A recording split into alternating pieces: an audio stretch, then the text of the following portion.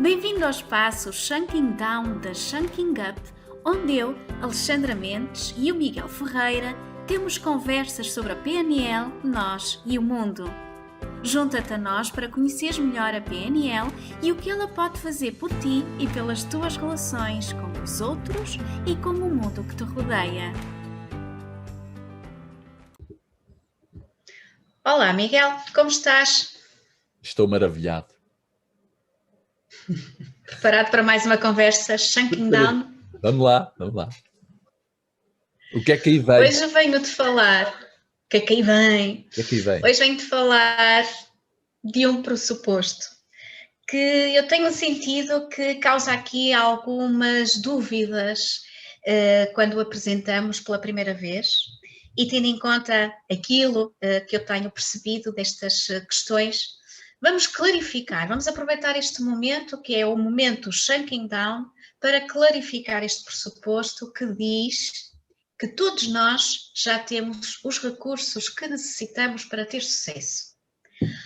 Ora, vamos então descascá-lo, pegar como se fosse uma cebola, camada a camada, para explicar então o conceito deste pressuposto. Ora bem, esse pressuposto de que nós já temos todos os recursos que necessitamos para ter sucesso, naturalmente estamos a falar de recursos internos. Podemos então distinguir dois tipos de recursos, internos e externos.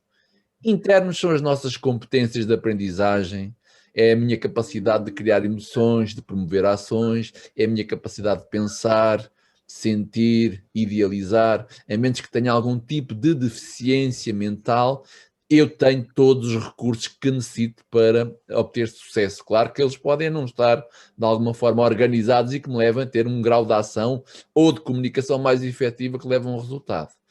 Entendemos então recursos externos como os ingredientes que estão fora de nós, da nossa pele para fora, como esta esferográfica é um recurso externo, como o dinheiro é um recurso externo, pessoas é um recurso externo, espaços, ambientes, objetos são recursos externos, não é? O automóvel, uma casa, alguém para eu casar é um recurso externo, não é? Claro que se eu não acredito que há alguém no mundo que possa casar, pá, então o não acreditar nisso por si só vai me impedir de alcançar esse objetivo, de encontrar alguém, não é? Portanto, basicamente, de forma muito simples, quando o pressuposto fala de que nós já temos esses recursos que necessitamos, de facto temos-los mesmo. Podem não estar, de alguma forma, programados ou organizados para tal. É isso que se diz. Ok, e então vamos imaginar aqui um recurso específico. Portanto, tu distinguiste muito bem entre recursos internos e externos. Vamos imaginar aqui um recurso relacionado com autoestima. Ok?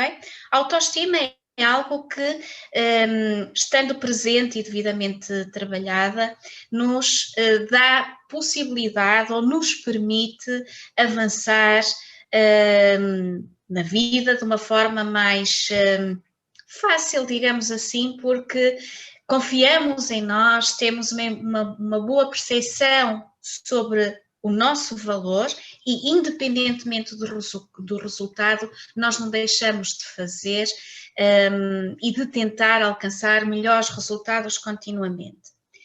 Mas esta autoestima é algo que se adquire e que se aprende, nomeadamente nas fases mais iniciais da nossa vida, eventualmente através não só não de ensinamentos, mas muito através de modelagem dos nossos progenitores, das pessoas que cuidaram de nós nos primeiros tempos de vida. Num ambiente onde a autoestima não é nutrida, não é fomentada, não é potenciada, eu, enquanto adulto, posso não ter esta competência interna, este recurso interno suficientemente desenvolvido, ou até pode não existir, digo eu. Então, como é que, se eu já tenho os recursos que preciso, este eventualmente eu posso não ter? Como é que eu faço? Fazes de conta. Se não tens, fazes de conta. Até porque quem tem autoestima talvez também possa fazer de conta que tem, não é? É interessante porque tu estás a puxar o fio para aquilo que eu irei falar no dia 19 sobre autoestima e PNL. Muito interessante. Quem não tem, pode perceber como é que faz para não ter, e quando percebe o que é que faz para não ter autoestima, tem duas hipóteses. Então agora continuas a fazer o mesmo ou para com isso? Porque o simples facto de parares com isso, parar de pensar, por si só, deixas-te de desvalorizar. Porque a questão da autoestima, tal e qual como o nome diz, autoestima é a maneira como eu me estimo a mim próprio, ou como eu me penso a mim próprio. É uma ideia muito vaga, também subjetiva, e a programação neurolinguística é o estudo da experiência subjetiva. Como é que fazem as pessoas para terem uma boa autoestima? E também podemos pensar ao contrário. Como é que as pessoas fazem para não ter uma boa autoestima? Claro que isto não é de agora, já vem de muita experiência, muitos dias, muitos anos de vida, e eu parece-me que a nossa base, essa base de equilíbrio da autoestima, advém muito também da autoestima dos nossos pais ou de quem lá esteve nos primeiros anos de idade, não é? Eu também tenho a estima que tinha o meu pai por ele ou a minha mãe por ela. Eventualmente, se cresci ao lado de pessoas já com uma baixa autoestima baixa, em que isso não é para nós, é para os outros, nós não conseguimos, os outros conseguem, provavelmente eu já começo a construir uma série de ideias, uma série de convicções que vai limitar em muito a minha autoestima de raiz, de base. Agora, a boa notícia é que isso não é fixo. Tu podes desembaraçar disso. Não são coisas tuas. Tu aprendeste com alguém, não é? Ora, como é que se faz quando eu não tive isso? Primeiro começo por validar que eu tenho todos os recursos, porque tenho o quê? Tenho olhos, tenho boca, tenho nariz, tenho ouvidos, consigo ver, tenho acesso ao Google. Ao Google e ao conhecimento, né? Hoje em dia temos acesso a todo o conhecimento.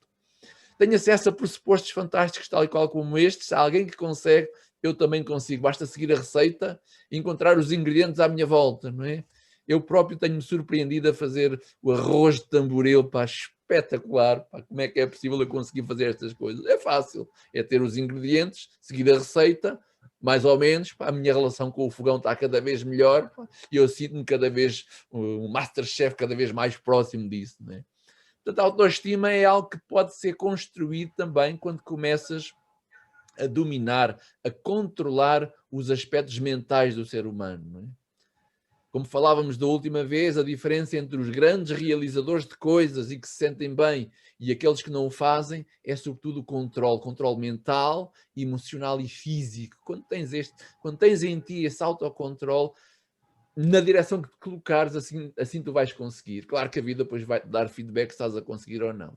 Falar em feedback, os espelhos que estiveram à nossa volta foram-nos refletindo acerca do nosso valor, das nossas características, das nossas convicções, daquilo que eu era, daquilo que eu conseguia e daquilo que eu não conseguia. E eu fui colecionando isso, não é? Até as próprias notas da escola que me deram, elas me diziam que eu não era tão bom como aquele, mas era melhor que aquele, não é? Então a autoestima tem muito a ver com isto, o valor que nos é dado e que nos é espelhado.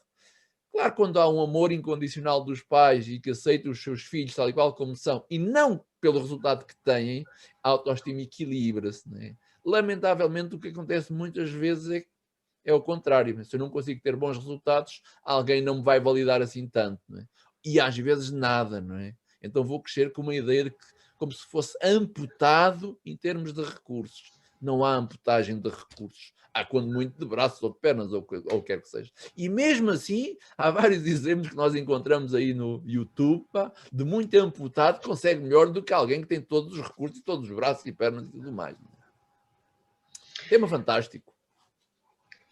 O que eu estou a entender é que nós, apesar de pode não ter sido desenvolvido ou treinado um determinado tipo de competência, um determinado tipo de recurso, ele está lá. É verdade ou não? Só para clarificar. Ele está lá e eu só tenho que o descobrir e desenvolver, ou o que é que é possível ele não existir sequer? Há pessoas que muitas vezes encontram assim, que nunca na vida se sentiram com uma grande intensidade de confiança, de autoconfiança. Por exemplo, ok. Porque cresceram sempre de forma muito tímida, pouco confiante, medrosa, não é? A base de evolução foi muito na base do medo, da contenção, da retração. E eu pergunto-lhe, olha, vai à tua vida e procura um momento onde tu te sentiste muito confiante, e elas não se lembram, não é?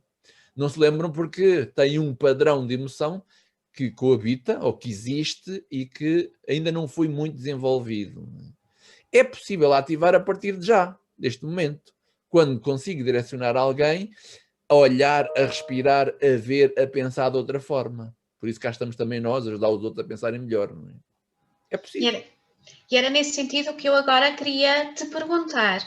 Em programação neurolinguística há técnicas que ajudam a descobrir esses momentos no tempo onde a pessoa manifestou essa competência ou esse recurso que ela acha que lhe faz falta. Sim. Ajuda a descobrir e a fazer uma transposição dessa experiência para outro tipo de experiências e outros contextos da vida. Estou-me a lembrar, por exemplo, da ancoragem de recursos. Isto, como é que funciona? Só para assim explicarmos, para mostrarmos a quem nos está a ver e a ouvir que efetivamente há um conjunto de recursos internos, de competências que nós podemos desenvolver, que nós não somos estanques, no fundo, não é?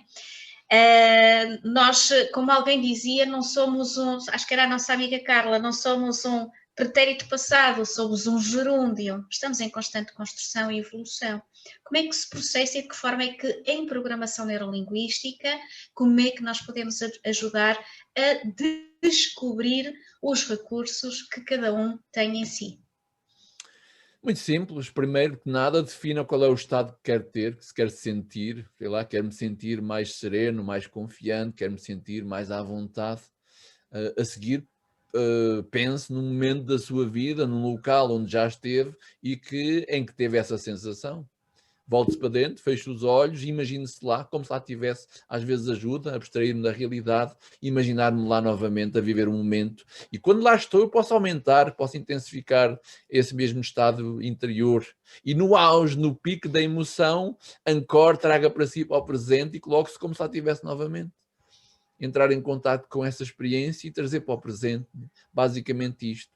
Outra maneira é, por exemplo, eu pensar em alguém que eu conheço, que eu admiro, e imaginar lá à minha frente, como se me estivesse a apoiar, como se eu estivesse a receber isso dessa pessoa, colocar lá aqui assim atrás das costas, como um apoio imaginário, com certeza, como anjo da guarda, não é? Se tu imaginares o anjo da guarda aí atrás de ti, vais sentir sempre protegida. Ora, para quem não acredita, não funciona. Agora, para quem acredita, pá, funciona e de que maneira? É uma ancoragem. Há muitas outras maneiras de criar isso. E então vamos convidar quem nos está a acompanhar a vir experimentar diretamente connosco estas e outras técnicas incríveis para desvendar, desenvolver e potenciar recursos. Queres falar então dessa formação ou desse webinar que vais dar dia 19? É dia 19 de Abril? 19 de Abril, às 8h30, 9 horas, mais ou menos. Vamos falar sobre PNL e autoestima, autoconfiança, o que é que está assim na base e como é que nós podemos ativar esse recurso pessoal para que possa, pelo menos, estar sempre estável ou mais ou menos, que não oscile muito. Não é? Aliás, nunca deveria de oscilar. Eu não sou aquilo que eu faço, eu sou o que sou apenas, não é? E aquilo que eu sou capaz de fazer, pá, é imensurável. Claro que estou limitado com o tempo e o espaço, por isso é que não faço assim tanta coisa, não é? E, afinal de contas, também não preciso fazer muito. Cá vos esperamos.